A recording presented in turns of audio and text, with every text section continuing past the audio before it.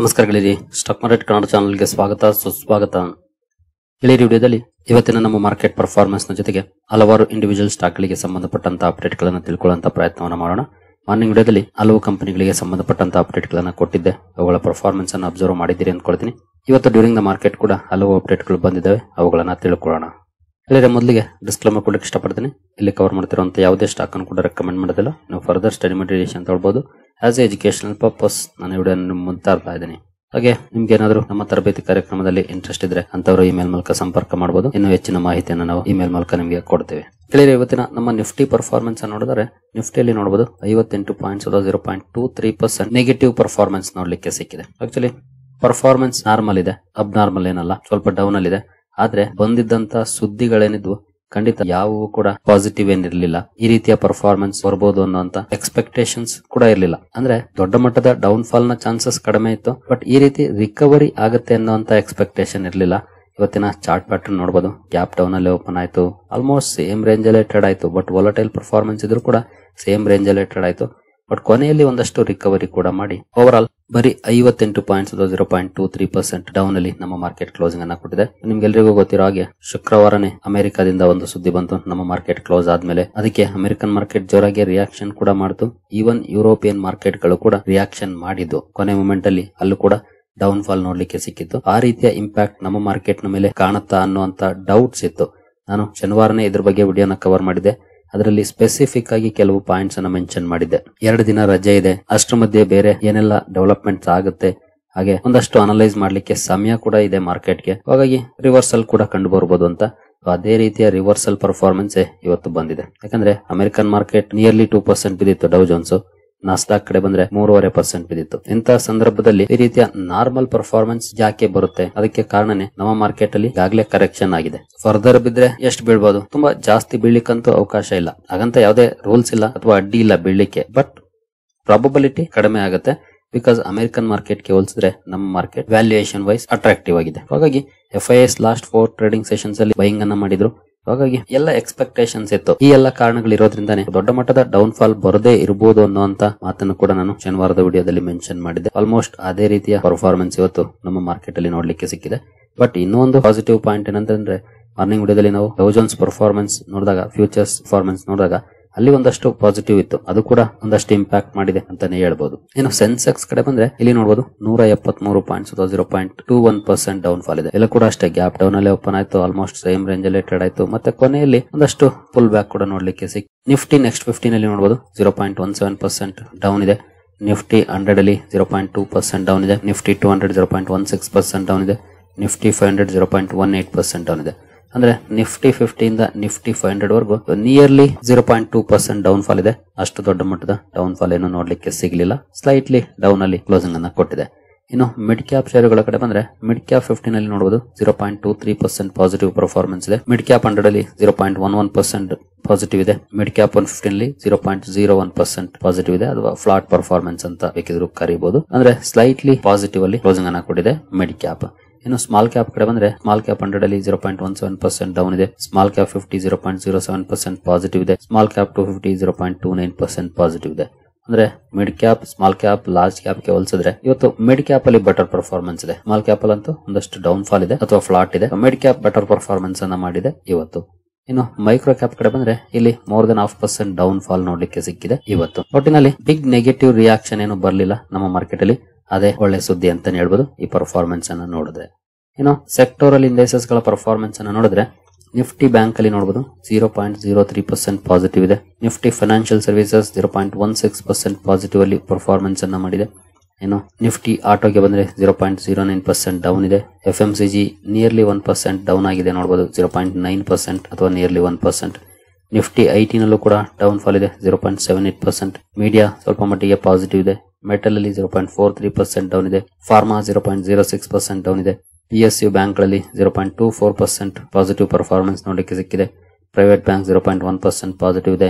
Reality flat ಇದೆ performance. Health care ಅಲ್ಲೂ ಕೂಡ ಫ್ಲಾಟಿಶ್ ಪರ್ಫಾರ್ಮೆನ್ಸ್ ಇದೆ. ಕನ್ಸ್ಯೂಮರ್ ಡ್ಯೂರಬಲ್ಸ್ ಅಲ್ಲಿ 0.84% ಡೌನ್ ಇದೆ. ಆಯಿಲ್ ಅಂಡ್ ಗ್ಯಾಸ್ 0.27% ಡೌನ್ ಇದೆ. ಓವರ್ ಆಲ್ ಮೆಜಾರಿಟಿ ಸೆಕ್ಟರ್ಸ್ ಇವತ್ತು ನೆಗೆಟಿವ್ ಅಲ್ಲೇ ಪರ್ಫಾರ್ಮೆನ್ಸ್ ಅನ್ನ ಮಾಡಿದವೆ. ಕೆಲವು ಕಡೆ ಸ್ವಲ್ಪ ಮಟ್ಟಿಗೆ ಪಾಸಿಟಿವ್ ಪರ್ಫಾರ್ಮೆನ್ಸ್ ಇದೆ. ಆದ್ರೆ ದೊಡ್ಡ ಮಟ್ಟದ ಪಾಸಿಟಿವ್ ಪರ್ಫಾರ್ಮೆನ್ಸ್ ಎಲ್ಲೂ ನೋಡ್ಲಿಕ್ಕೆ ಸಿಕ್ಕಿಲ್ಲ. ಫ್ಲಾಟಿಶ್ ಪರ್ಫಾರ್ಮೆನ್ಸ್ ಅಥವಾ ಸ್ಲೈಟ್ಲಿ ಅಪ್ ಅಲ್ಲಿ ಕ್ಲೋಸಿಂಗ್ ಅನ್ನ ಕೊಟ್ಟಿದೆ. ಇವನ್ ನೆಗೆಟಿವ್ ಪರ್ಫಾರ್ಮೆನ್ಸ್ ಅಷ್ಟೇ. ನಿಫ್ಟಿ ಐಟಿ ಹಾಗೂ FMCG ನೇ ಸ್ವಲ್ಪ ಜಾಸ್ತಿ ಪ್ರಮಾಣದ ಡೌನ್ ಫಾಲ್ ಅಂತ ಹೇಳ್ಬಹುದು. ಬೇರೆಲ್ಲ ಕಡೆ ಪಾಸಿಟಿವ್ ಪರ್ಫಾರ್ಮೆನ್ಸ್ ಬಂದಿದೆ. ಇನ್ನು ನಮ್ಮ ಮಾರ್ಕೆಟ್ ಅಲ್ಲಿ ಈ ರೀತಿ ಪರ್ಫಾರ್ಮೆನ್ಸ್ ಬಂತು. ಗ್ಲೋಬಲ್ ಮಾರ್ಕೆಟ್ಸ್ ಯಾವ ರೀತಿ ಪರ್ಫಾರ್ಮ್ ಮಾಡ್ತಿದಾವೆ ಅಂತ ನೋಡಿದ್ರೆ ನೋಡಬಹುದು, ಯುರೋಪಿಯನ್ ಮಾರ್ಕೆಟ್ ಗಳಲ್ಲಿ ಪಾಸಿಟಿವ್ ಪರ್ಫಾರ್ಮೆನ್ಸ್ ಇದೆ. ಎಸ್ಪೆಷಲಿ ಶುಕ್ರವಾರದ ಸೆಷನ್ ಅಲ್ಲಿ ಕೊನೆಯಲ್ಲಿ ಡೌನ್ ಫಾಲ್ ಕಂಡು ಬಂದಿತ್ತು. ಬಟ್ ಇವತ್ತು ಒಂದಷ್ಟು ರಿಕವರಿ ಅಲ್ಲಿ ಆಗಿದೆ ಅಂತ ಹೇಳ್ಬೋದು. ನಮ್ಮ ಮಾರ್ಕೆಟ್ ಅಲ್ಲಿ ಶುಕ್ರವಾರ ಏನ್ ಡೌನ್ ಫಾಲ್ ಬರಲಿಲ್ಲ, ಇವತ್ತು ಕೂಡ ಡೌನ್ ಫಾಲ್ ಬರಲಿಲ್ಲ. ಅವತ್ತು ಒಳ್ಳೆ ಪರ್ಫಾರ್ಮೆನ್ಸ್ ಇತ್ತು. ಇವತ್ತು ಸ್ವಲ್ಪ ಫ್ಲಾಟಿಶ್ ಆಗಿ ಅಥವಾ ಸ್ಲೈಟ್ಲಿ ಡೌನ್ ಅಲ್ಲಿ ಕ್ಲೋಸಿಂಗ್ ಅನ್ನು ಕೊಟ್ಟಿದೆ. ಹಾಗೆ ಏಷ್ಯನ್ ಮಾರ್ಕೆಟ್ಸ್ ಸ್ವಲ್ಪ ನೆಗೆಟಿವ್ ಇದೆ. ಎಸ್ಪೆಷಲಿ ನೋಡಬಹುದು ಚೀನಾದ ಮಾರ್ಕೆಟ್ಸ್ ಎಲ್ಲಾನು ಕೂಡ ರೆಡ್ ಅಲ್ಲೇ ಕಾಣ್ತಿದೆ. ಒಂದಷ್ಟು ನೆಗೆಟಿವ್ ಇಂಪ್ಯಾಕ್ಟ್ ಆಗಿದೆ ಅಮೆರಿಕದಿಂದ ಬಂದಂತಹ ಸುದ್ದಿಗೆ. ಎಸ್ಪೆಷಲಿ ಏನು ಸುದ್ದಿಗಳು ಬಂದಿದ್ವು, ಖಂಡಿತ ಅವೇನು ಪಾಸಿಟಿವ್ ಸುದ್ದಿಗಳಾಗಿರ್ಲಿಲ್ಲ. ಆದ್ರೆ ನಮ್ಮ ಮಾರ್ಕೆಟ್ ಇರುವಂತ ಕರೆಂಟ್ ಪೊಸಿಷನ್ ನೋಡಿದ್ರೆ ಬಿಗ್ ನೆಗೆಟಿವ್ ಇಂಪ್ಯಾಕ್ಟ್ ಆಗುವಂತ ಪ್ರಾಬಬಿಲಿಟಿ ಕಡಿಮೆ ಇತ್ತು. ಅದೇ ರೀತಿಯ ಪರ್ಫಾರ್ಮೆನ್ಸ್ ಇವತ್ತು ನೋಡ್ಲಿಕ್ಕೆ ಸಿಕ್ಕಿದೆ ಅಂತ ಹೇಳ್ಬೋದು. FIS ಕಮ್ ಬ್ಯಾಕ್ ಮಾಡ್ತಿದ್ದಾರೆ. ನೋಡೋಣ ಇವತ್ತು ಯಾವ ರೀತಿ ಇರುತ್ತೆ ಅವರ ಕಡೆಯಿಂದ ಪರ್ಫಾರ್ಮೆನ್ಸ್ ಅಂತ. ನಾರ್ಮಲ್ ಆಗಿದೆಯಾ ಅಥವಾ ಬೈಯಿಂಗ್ ಕಂಡು ಬಂದಿದೆಯಾ ಇವತ್ತು ಅಗೇನ್, ಎಲ್ಲವೂ ಕೂಡ ಲೇಟರ್ ಗೊತ್ತಾಗುತ್ತೆ. ಇನ್ನು ಇವತ್ತಿನ ಈ ರೀತಿಯ ರಿಕವರಿಗೆ ಏನಾದ್ರೂ ಸ್ಪೆಷಲ್ ಕಾರಣಗಳಿದೆಯಾ ಅಂತ ನೋಡಿದರೆ, ಎಸ್ಪೆಷಲಿ ನಿಮ್ಗೆ ಗೊತ್ತಿರೋ ಹಾಗೆ ಹಮಾಸ್ ಹಾಗೂ ಇಸ್ರೇಲ್ ನಡುವೆ ಪೀಸ್ ಡೀಲ್ ಆಗಿತ್ತು. ಅಂದ್ರೆ ಸೀಸ್ ಫೈರ್ ಅನೌನ್ಸ್ ಮಾಡಿದ್ರು. ಹಮಾಸ್ ಕೂಡ ಇಸ್ರೇಲ್ ನ ಒತ್ತೆಯಾಳುಗಳನ್ನ ಬಿಡುಗಡೆ ಮಾಡಿದೆ. 20 ಜನ ಜೀವಂತವಾಗಿದ್ರು ಅಂತ ಹೇಳಲಾಗ್ತಿದೆ. ಅದರಲ್ಲಿ 20 ಜನರನ್ನು ಕೂಡ ರಿಲೀಸ್ ಮಾಡಿದೆ. ಇನ್ನು ಉಳಿದವರ ಬಾಡೀಸ್ ಅನ್ನು ಕೂಡ ಕೊಡೋ ಬಗ್ಗೆ ಅಪ್ಡೇಟ್ ಗಳು ಬಂದಿದೆ. ಇದು ಕೂಡ ಒಂದಷ್ಟು ಇಂಪ್ಯಾಕ್ಟ್ ಅನ್ನ ಮಾಡಿರುತ್ತೆ ಮಾರ್ಕೆಟ್ ನ ಮೇಲೆ. ಜೊತೆಗೆ ಅಮೆರಿಕದಿಂದ ಕೂಡ ಕೆಲವು ಸ್ಟೇಟ್ಮೆಂಟ್ ಗಳು ಬಂದವು. ಎಸ್ಪೆಷಲಿ 100% ಟ್ಯಾರಿಫ್ ಹಾಕಿದ ನಂತರ ಚೈನಾ ಅದಕ್ಕೆ ಕೆಲವು ಉತ್ತರಗಳನ್ನ ಕೊಟ್ಟ ನಂತರ ಟೋನ್ ಅಲ್ಲಿ ಕೆಲವೊಂದು ಬದಲಾವಣೆಗಳಾಗಿದೆ. ಎಸ್ಪೆಷಲಿ ಡೊನಾಲ್ಡ್ ಟ್ರಂಪ್ ಅವರ ಟೋನ್ ಅಲ್ಲಿ. ಹಾಗಾಗಿ ಈ ಎಲ್ಲಾ ಸುದ್ದಿಗಳು ಕೂಡ ಒಂದಷ್ಟು ಪಾಸಿಟಿವ್ ಇಂಪ್ಯಾಕ್ಟ್ ಅನ್ನ ಗ್ಲೋಬಲ್ ಮಾರ್ಕೆಟ್ಸ್ ನ ಮೇಲೆ ಮಾಡಿದ್ದಾವೆ ಅಂತ ಹೇಳ್ಬೋದು. ಅದನ್ನ ಹೊರತುಪಡಿಸದೆ ಏನಂತ ಬಿಗ್ ಡೆವಲಪ್ಮೆಂಟ್ಸ್ ಏನು ಇಲ್ಲ. ಬಟ್ ನಮ್ಮ ಮಾರ್ಕೆಟ್ ನ ಕರೆಂಟ್ ಪೊಸಿಷನ್ ಏನಿದೆ ಅದು ನಮ್ಗೆ ಇವತ್ತು ಒಂದಷ್ಟು ಡೌನ್ ಫಾಲ್ ನ ಕಡಿಮೆ ಮಾಡಿದೆ ಅಂತಾನೆ ಹೇಳ್ಬೋದು. ಇನ್ನು ಇಂಡಿವಿಜುವಲ್ ಸ್ಟಾಕ್ ಗಳ ಕಡೆ ನಾವು ಬರೋದಾದ್ರೆ ಮೊದಲಿಗೆ Tata capital IPO the listing ಇತ್ತು. ಇವತ್ತು ಮಾರ್ನಿಂಗ್ ವಿಡಿಯೋದಲ್ಲಿ ನಾವು ಗ್ರೇ ಮಾರ್ಕೆಟ್ ಪ್ರೀಮಿಯಂ ಅನ್ನ ನೋಡಿದ್ವಿ. 0 ಇತ್ತು. ನೋಡಬಹುದು 1.23% ಪ್ರೀಮಿಯಂ ಗೆ ಲಿಸ್ಟ್ ಆಯ್ತು. ನೆಗೆಟಿವ್ ಆಗಲಿಲ್ಲ, ಸ್ವಲ್ಪ ಪಾಸಿಟಿವ್ ಅಲ್ಲಿ ಲಿಸ್ಟ್ ಆಗಿದೆ ಟಾಟಾ ಕ್ಯಾಪಿಟಲ್ IPO. ಇನ್ನು ನೆಕ್ಸ್ಟ್ ಅವಿನ್ಯೂ ಸೂಪರ್ ಮಾರ್ಟ್ಸ್ ಅಥವಾ ಡಿಮಾರ್ಟ್ ಫೋಕಸ್ ಅಲ್ಲಿ ಇತ್ತು. ನಿಮ್ಗೆಲ್ರಿಗೂ ಗೊತ್ತಿರೋ ಹಾಗೆ ಕಂಪನಿ ಶನಿವಾರ ರಿಸಲ್ಟ್ ಅನ್ನು ಅನೌನ್ಸ್ ಮಾಡಿತ್ತು. ಮಾರ್ನಿಂಗ್ ವಿಡಿಯೋದಲ್ಲೂ ಕೂಡ ಮೆನ್ಷನ್ ಮಾಡಿದೆ. ರಿಸಲ್ಟ್ ಗೆ ರಿಯಾಕ್ಷನ್ ನೆಗೆಟಿವ್ ಇದೆ. ನಿಯರ್ಲಿ 3% ಡೌನ್ ಅಲ್ಲಿ ಡಿಮಾರ್ಟ್ ಇವತ್ತು ಕ್ಲೋಸಿಂಗ್ ಅನ್ನ ಕೊಟ್ಟಿದೆ. ಮಾರ್ಕೆಟ್ ಸ್ವಲ್ಪ ಡಿಸಪಾಯಿಂಟ್ಮೆಂಟ್ ಅನ್ನ ತೋರಿಸಿದೆ ಅಂತ ಹೇಳ್ಬೋದು ಡಿಮಾರ್ಟ್ ನ ನಂಬರ್ ಗೆ. ಇನ್ನು ವಾರಿ ರಿನ್ಯೂವಬಲ್ ಟೆಕ್ನಾಲಜೀಸ್ ಫೋಕಸ್ ಅಲ್ಲಿ ಇತ್ತು. ಇದು ಕೂಡ ರಿಸಲ್ಟ್ ಅನ್ನು ಅನೌನ್ಸ್ ಮಾಡಿತ್ತು ಶನಿವಾರ. ಚೆನ್ನಾಗಿತ್ತು ಪರ್ಫಾರ್ಮೆನ್ಸ್. ಮಾರ್ನಿಂಗ್ ವಿಡಿಯೋದಲ್ಲಿ ರಿಸಲ್ಟ್ ಅನ್ನು ಕವರ್ ಮಾಡಿದ್ದೆ ನಾನು. ರಿಸಲ್ಟ್ ಗೆ ಒಳ್ಳೆ ರಿಯಾಕ್ಷನ್ ಬಂದಿದೆ. ಮೋರ್ ದನ್ 8% ಅಪ್ ಅಲ್ಲಿ ವಾರಿ ರಿನ್ಯೂವಬಲ್ ಟೆಕ್ನಾಲಜೀಸ್ ಇವತ್ತು ಕ್ಲೋಸಿಂಗ್ ಅನ್ನ ಕೊಟ್ಟಿದೆ. ಒಳ್ಳೆ ಪರ್ಫಾರ್ಮೆನ್ಸ್ ಬಂದಿದೆ. ರಿಸಲ್ಟ್ ಚೆನ್ನಾಗಿತ್ತು, ಹಾಗಾಗಿ ರಿಯಾಕ್ಷನ್ ಕೂಡ ಚೆನ್ನಾಗಿದೆ. ಇನ್ನು CAMS company corporate action announce ಮಾಡಿತ್ತು. ಸ್ಟಾಕ್ ಸ್ಪ್ಲಿಟ್ ಅನೌನ್ಸ್ ಮಾಡಿತ್ತು 1:5 ರೇಷಿಯೋದಲ್ಲಿ. ಈ ಕಾರಣಕ್ಕೆ ಸುದ್ದಿಯಲ್ಲಿತ್ತು. ಒಂದಷ್ಟು ಪಾಸಿಟಿವ್ ಪರ್ಫಾರ್ಮೆನ್ಸ್ ಬಂದಿದೆ. ಇನ್ನು ದೊಡ್ಡ ಮಟ್ಟದ ರಿಯಾಕ್ಷನ್ ಅಲ್ಲ, ನಿಯರ್ಲಿ 0.5% ಪಾಸಿಟಿವ್ ಅಲ್ಲಿ ಕ್ಯಾಮ್ಸ್ ಇವತ್ತು ಕ್ಲೋಸಿಂಗ್ ಅನ್ನ ಕೊಟ್ಟಿದೆ. ನಂತರ ಜ್ಯೋತಿ ಲಿಮಿಟೆಡ್ ಇವತ್ತು ಫೋಕಸ್ ಅಲ್ಲಿತ್ತು. ಕಾರಣ ಕಂಪನಿಗೆ ಸಂಬಂಧಪಟ್ಟಂತೆ ಒಂದು ಸುದ್ದಿ ಬಂತು. ನೋಡಬಹುದು, Jyoti limited secures 10.91 crore order for VT pumps irrigation project. ಕಂಪನಿಗೆ ನಿಯರ್ಲಿ 11 ಕೋಟಿ ಆರ್ಡರ್ ಸಿಕ್ಕಿತ್ತು. ಈ ಆರ್ಡರ್ ನ ಕಾರಣಕ್ಕೆ ಸ್ಟಾಕ್ ಫೋಕಸ್ ಅಲ್ಲಿತ್ತು. ಸ್ಟಾಕ್ ಅಲ್ಲೂ ಕೂಡ ಒಳ್ಳೆ ಪರ್ಫಾರ್ಮೆನ್ಸ್ ನೋಡ್ಲಿಕ್ಕೆ ಸಿಕ್ಕಿದೆ ಇವತ್ತು. ನಂತರ BLS ಇಂಟರ್ನ್ಯಾಷನಲ್, ಇದರ ಬಗ್ಗೆ ಮಾರ್ನಿಂಗ್ ವಿಡಿಯೋದಲ್ಲಿ ಒಂದು ಸುದ್ದಿಯನ್ನು ನಾನು ಕವರ್ ಮಾಡಿದ್ದೆ. ಕಂಪನಿಗೆ ಸಂಬಂಧಪಟ್ಟಂತೆ ಒಂದು ಬ್ಯಾಡ್ ನ್ಯೂಸ್ ಬಂದಿದೆ ಅಂತ. ಕಂಪನಿಗೆ ದೊಡ್ಡ ಮಟ್ಟದ ರೆವೆನ್ಯೂ ಕಾಂಟ್ರಿಬ್ಯೂಷನ್ ಏನ್ ಮಾಡ್ತಾ ಇಲ್ಲ, ಬಟ್ ಸ್ಟಿಲ್ ಒಂದು ಬ್ಯಾಡ್ ನ್ಯೂಸ್ ಅಂತ ಹೇಳ್ಬೋದು. ಯಾಕಂದ್ರೆ ಮಿನಿಸ್ಟ್ರಿ ಆಫ್ ಎಕ್ಸ್ಟರ್ನಲ್ ಅಫೇರ್ಸ್ ಈ ಕಂಪನಿಯ ಮೇಲೆ ಬ್ಯಾನ್ ಮಾಡಿತ್ತು. ಅಂದ್ರೆ ಬಿಡಿಂಗ್ ಪ್ರೊಸೀಜರ್ ಅಲ್ಲಿ ಭಾಗವಹಿಸುವುದನ್ನ ಬ್ಯಾನ್ ಮಾಡಿತ್ತು. ಈ ಬಗ್ಗೆ ಸುದ್ದಿ ಬಂದಿತ್ತು. ಕಂಪನಿ ಅದಕ್ಕೆ ಕ್ಲಾರಿಫಿಕೇಶನ್ ಕೂಡ ಕೊಟ್ಟಿತ್ತು. ಜಸ್ಟ್ 12% ಮಾತ್ರ ನಮಗೆ ರೆವೆನ್ಯೂ ಇಂದ ಬರುತ್ತೆ ಅಂತನ.